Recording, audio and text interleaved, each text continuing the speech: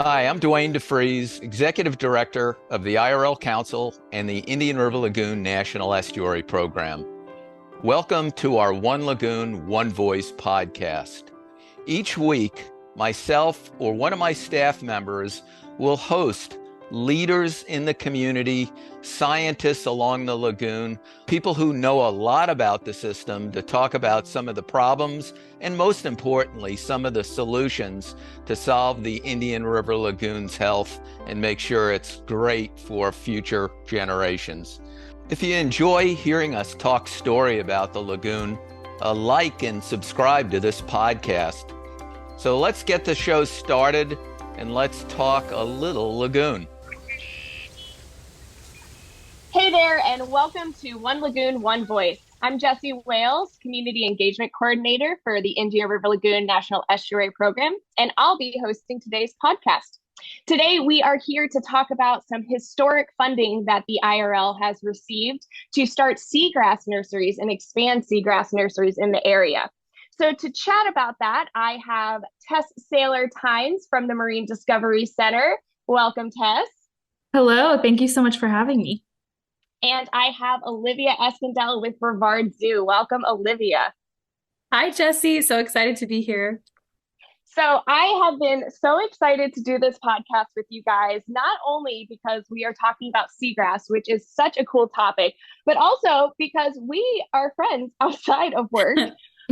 Most notably, I would think would have to be the Restore America's Estuaries symposium that we attended in New Orleans last year, where we all did this wonderful presentation on the Indian River Lagoon and had some fun drinks and food afterwards.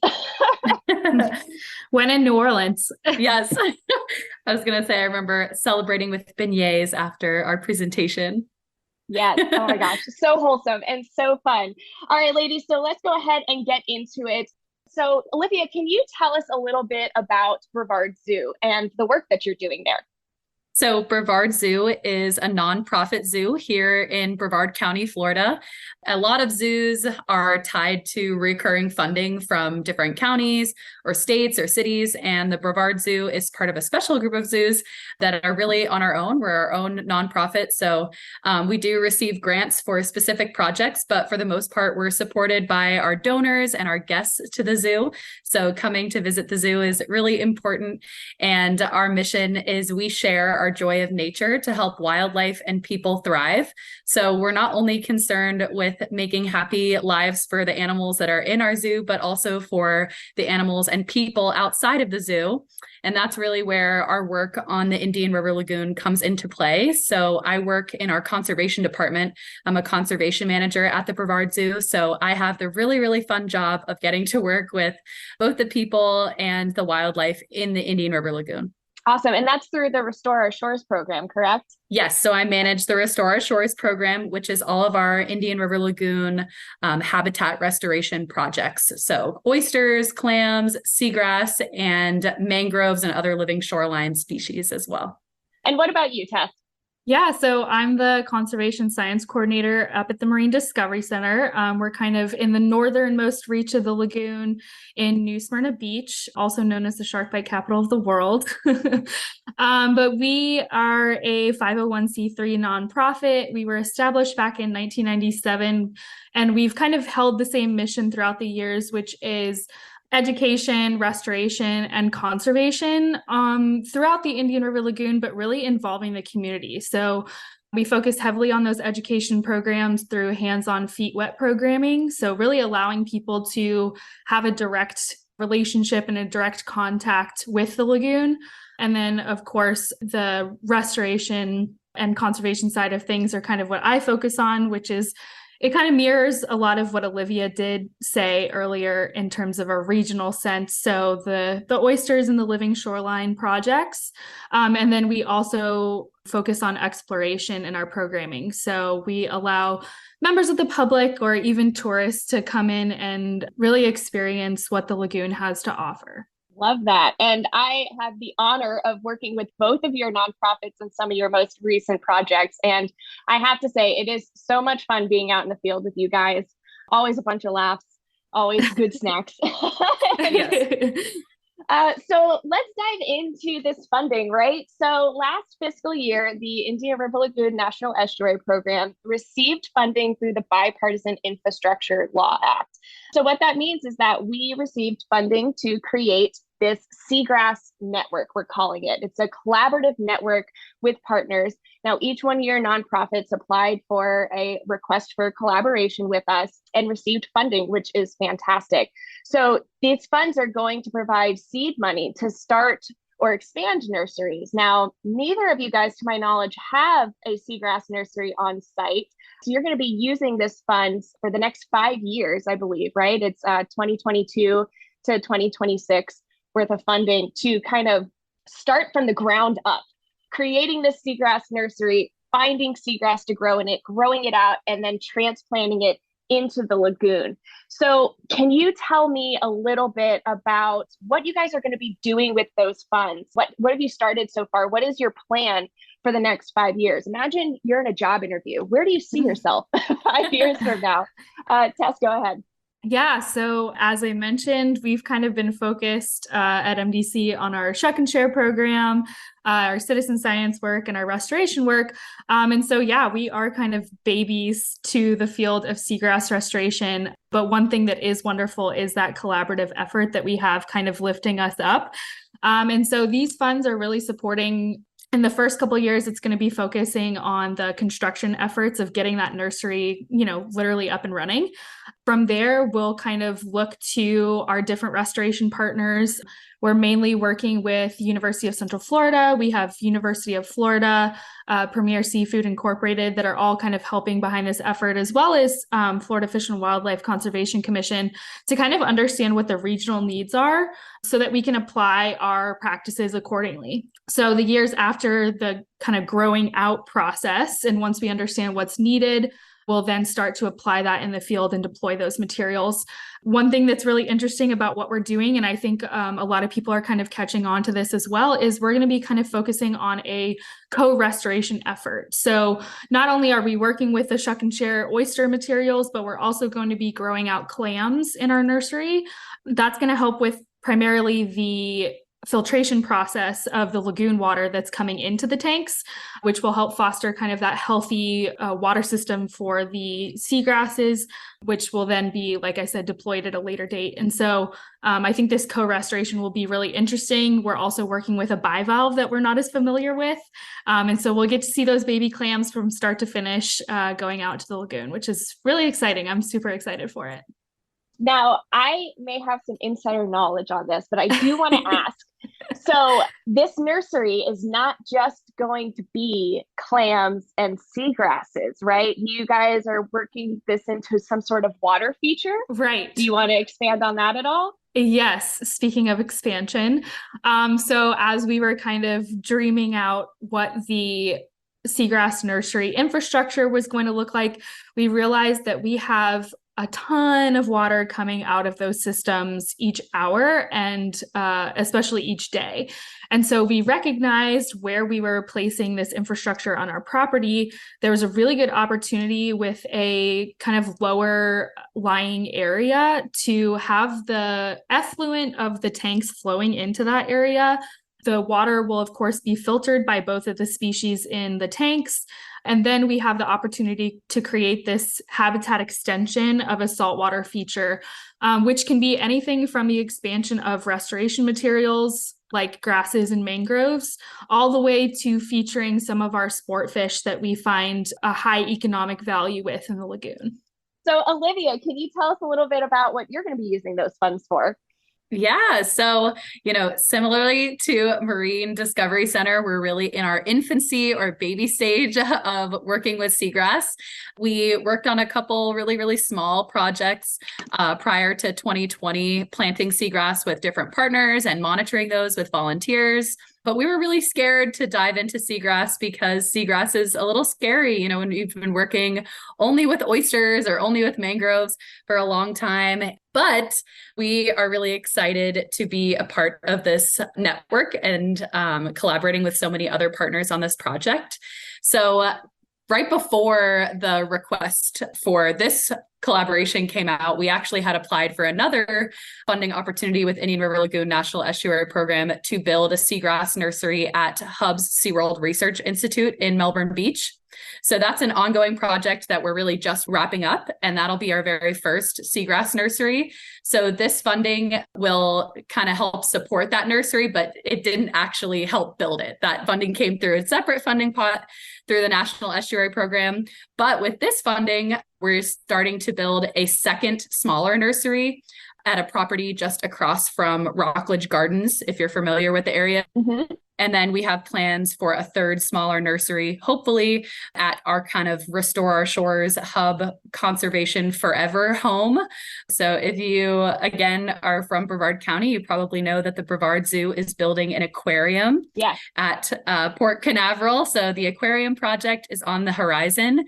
And our team actually works off-site from the zoo because we're really more closely related to the aquarium and kind of work going on in the lagoon. So we need a lot of space to get our work done. So we'll be building an office, and we're hoping to have a third nursery at that site as well. So already looking and thinking on the horizon, you know, as we see shoalgrass come back, that pioneer species, we maybe need to start focusing on some of the other kind of top tier species like Syringodium or manatee grass. So that's what we have going on. I love it. There's so much. So it's great to hear that the new aquarium is going to be up and coming soon, fingers crossed, and that you'll be able to show some seagrass at that site as well. Yeah, so we're hoping to have a small kind of like exhibit seagrass nursery there so people can see what seagrass looks like, and maybe we'll even be able to harvest and plant out from there too. So can you tell me a little bit about what are some of the goals that you guys have with this seagrass restoration? Are you hoping to collect fragments and plant them in the nursery and grow them out? Are you planning on getting grasses from our partners?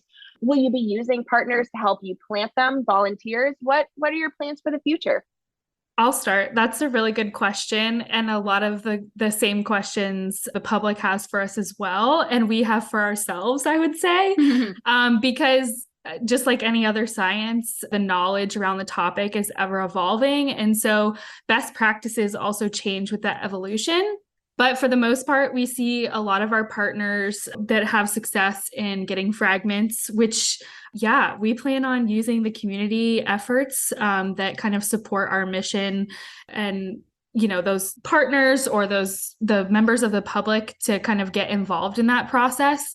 We don't know quite what that looks like yet because, we're just focused on conservation right now. But like I said, with all of the partners around us, we can kind of look at those best practices and kind of mirror what they're doing, all the way out to kind of the growing and the transplanting process as well. We're hoping to involve the community in those efforts because we understand that with more knowledge comes more care for the environment around us. And so the more that we can get people involved in our efforts, the better off those projects are going to be.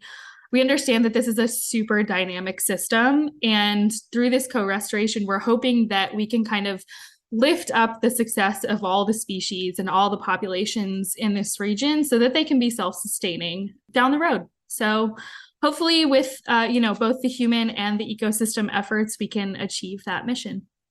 Yeah, so we are hoping to work with or already have been working with the community on these projects. So a lot of the build down at Hub SeaWorld was supported by different volunteers. So a lot of volunteer work days down there. And then we also have started our very first planting projects this year. So that was part of a donor-funded project that paired really nicely with our very first seagrass nursery at Hub SeaWorld. And we purchased grass from one of our partners, Florida Oceanographic Society, in this network because our nursery wasn't up and running yet. So we were able to use seagrass from a partner for all of those projects. And we had volunteers helping us along the way. And they've also been assisting us with our monitoring efforts of those projects. And we're hoping that future years really go similarly. So this first year of plantings, we planted at 17 different sites throughout Brevard County, which is a lot of sites. But again, Brevard is really, really big. So our first goal was really to start to try and nail down some of those site selection criteria. Where is water quality ready for seagrass restoration in parts of the Brevard County portion of the lagoon?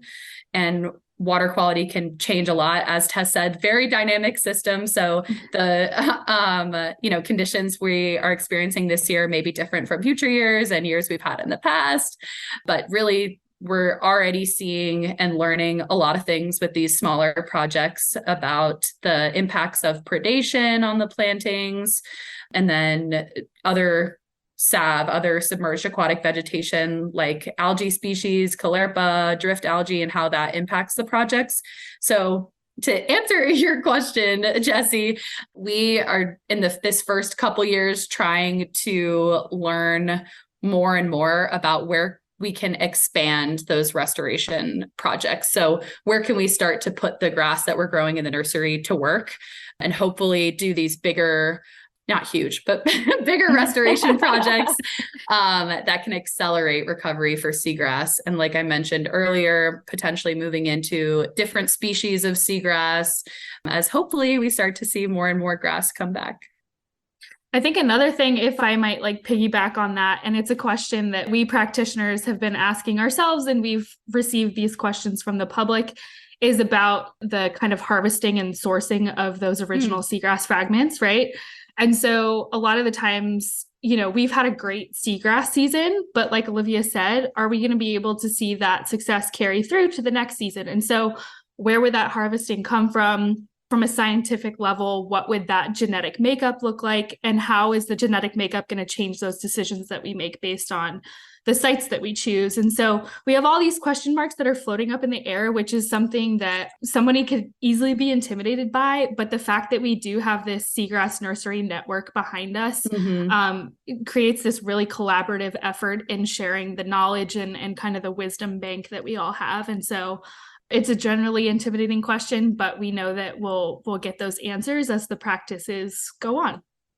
All right. So I think what's really cool about chatting with you guys today is that you both run very prominent restoration departments within your region, with Tess running it up in Mosquito Lagoon.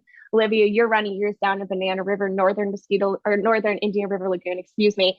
Can you tell me a little bit about your individual programs and how you guys are positively impacting the lagoon? So I know that you are both very active in living shorelines.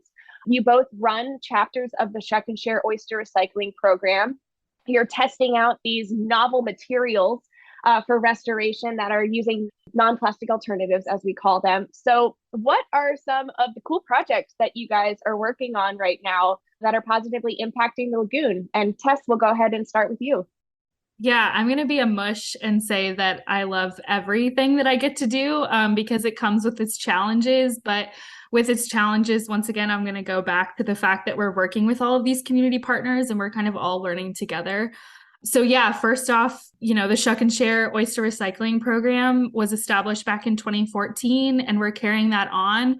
In Volusia County, we are looking to partner with restaurants. We do a weekly collection for them in 5-gallon buckets so that instead of their oyster shell material going to landfill, it's instead diverted towards restoration practices. And that happens after a 6-month minimum curing process out in the elements. So we clean them off with the sun, the rain, bugs, and the birds. And then we use them in those either living shoreline applications or oyster reef applications.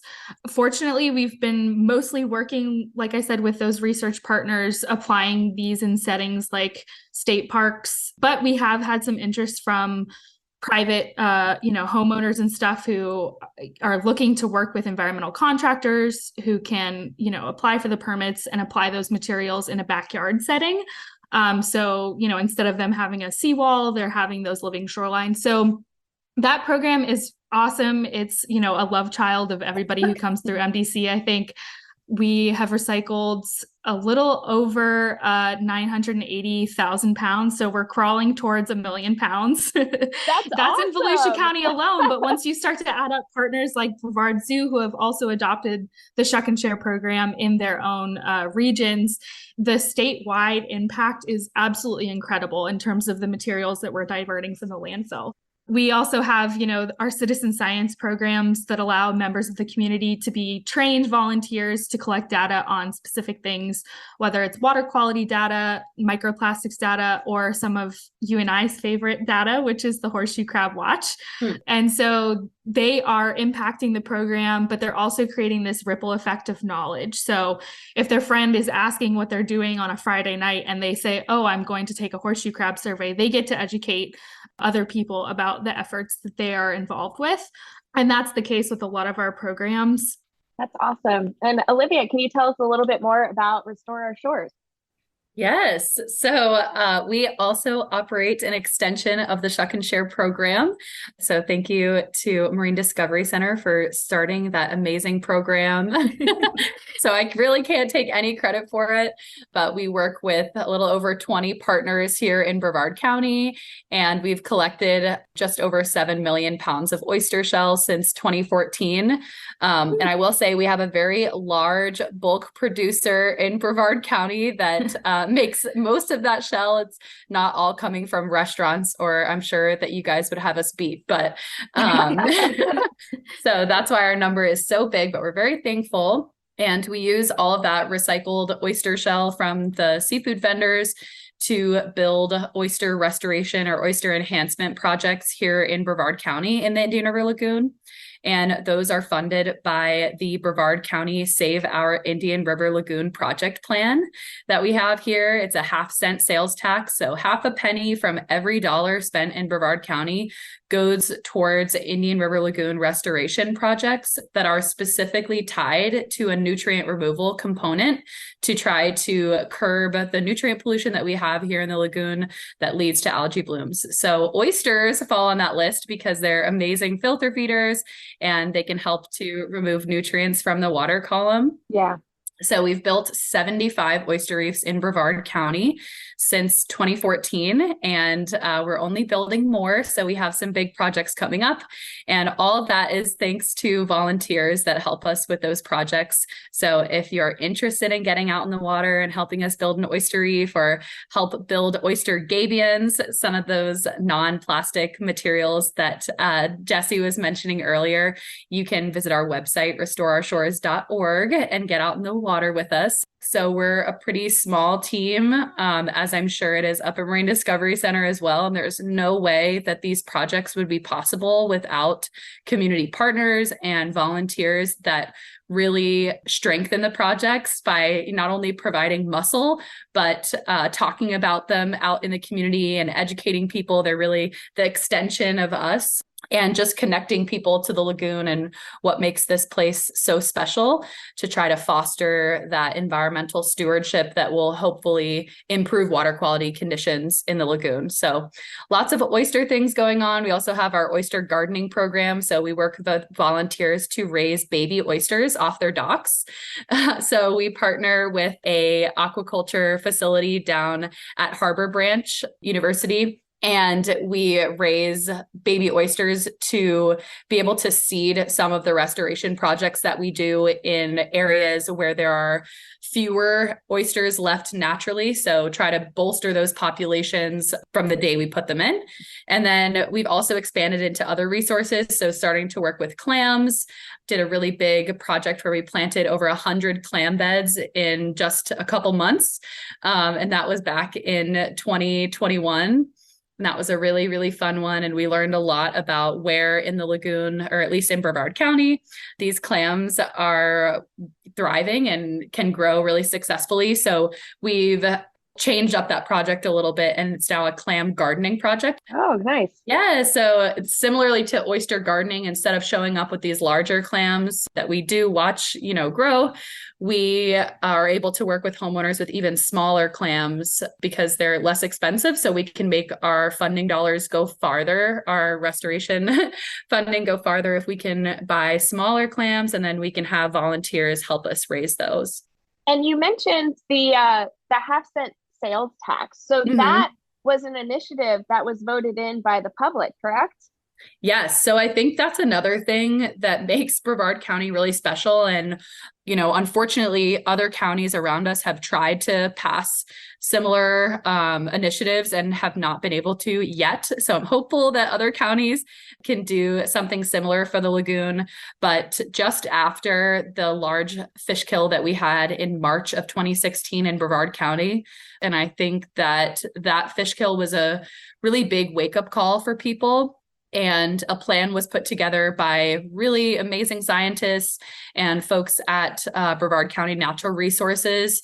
And it was put on the ballot and passed. I think it was over 60% of voters in Brevard County voted yes for the half-cent sales tax in November 2016. And that's a 10-year tax. And it's actually hopefully going to be reappearing on the ballot in just about a year, or sorry, maybe this November. Maybe I don't have my probably this November. So it may be back on the ballot. So if you're a Brevard County voter, just remember oysters is like less than 5% of that funding, really small part of that funding. A lot of the projects that this tax supports are big infrastructure projects that are really doing the good work to remove that nutrients from the water column. So septic to sewer programs, stormwater reduction programs, lots of fun, nerdy stuff. That's good for our lagoon. Yeah. I do want to say something that is a really good point, Olivia, in terms of getting involved at a municipal level, right? Because I think a lot of the programming that both Marine Discovery Center and Brevard Zoo and a lot of our partners are trying to create is creating this impact of, okay, we're taking people out in the lagoon so they can see the projects that are happening in real time.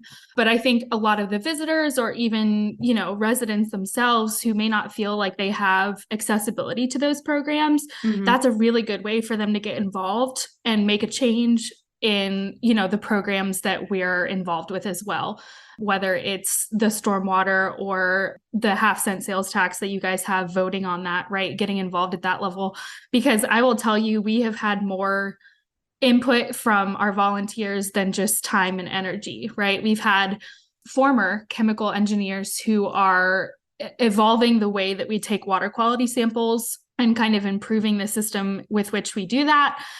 We have former corporation leaders who are changing kind of the management of how to put volunteers on certain tasks so that they're optimal, they're in their optimal zone. They're kind of clicked into what they're doing instead of doing something that they might not be interested in.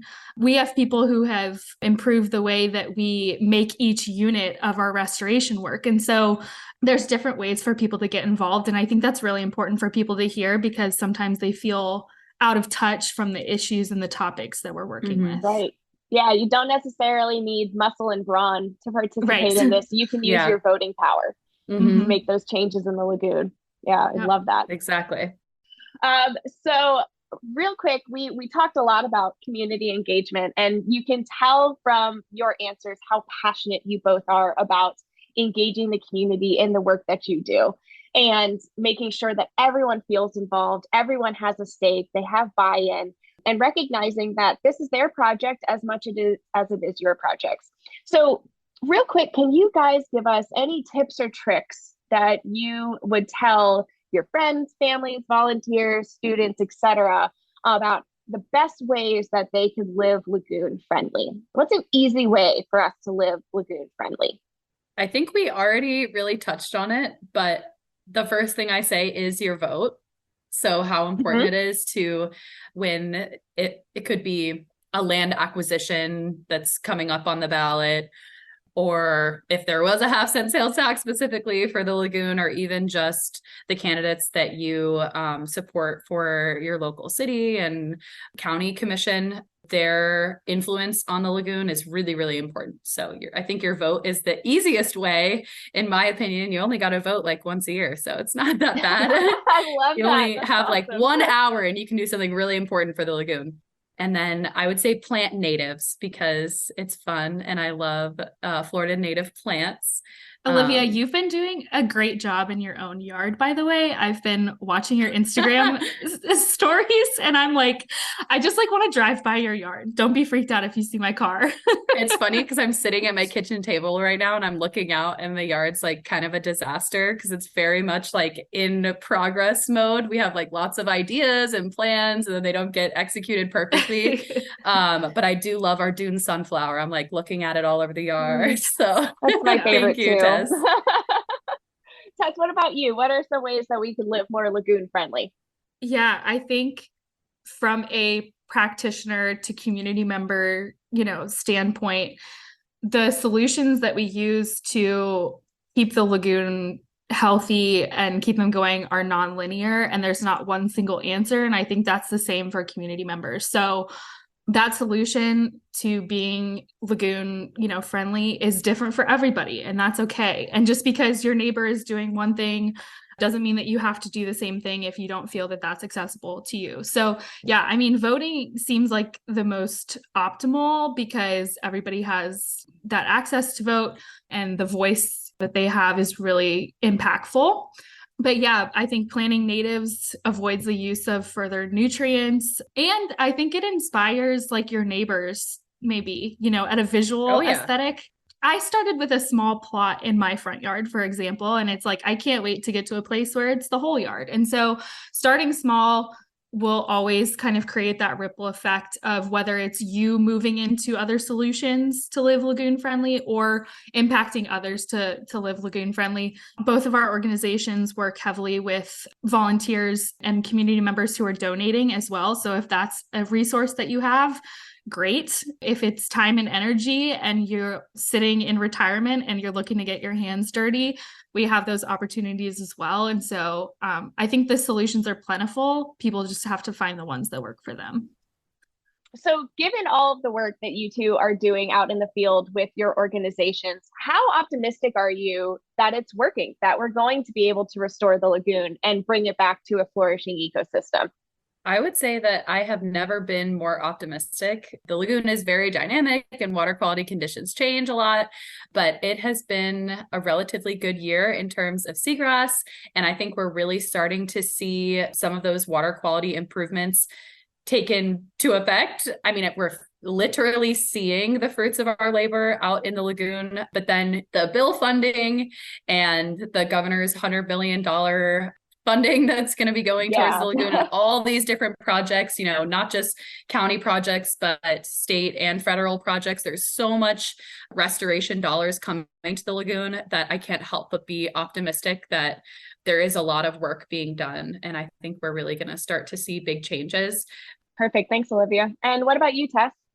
Yeah, I think, it's an interesting thing to look at because a lot of people see progress in a visual manner, right? They can tell that there's a difference in the water clarity. They can visually see that there's seagrass or not. But from a solution standpoint, we're working with issues that have been impacting the lagoon for decades. And so we're working on getting back to that equilibrium so that the lagoon can sustain itself. And, just like we were talking about with the community impact, I think they're starting to see that and that everybody can invest in the current and future health of the Indian River Lagoon through these different, pathways. And so, I'm very optimistic. I think part of the work that we do inspires that optimism in other people. Well, ladies, thank you so much for joining us today. This was so informative and it was wonderful to get to chat with you. So before we sign off, do you guys have any last minute realization stories you want to share? You want to plug your organization one more time? What do you want to leave the listeners with? I'll say that I appreciate the opportunity that One Lagoon is creating, not only on the funding side, but also the research collaboration side. I think all of the organizations and partners across the lagoon have the same impact and mission in mind in terms of what we're trying to achieve. And everybody's doing a really good job at kind of creating that conversation. So thank you. Thank you, Tess. I appreciate that.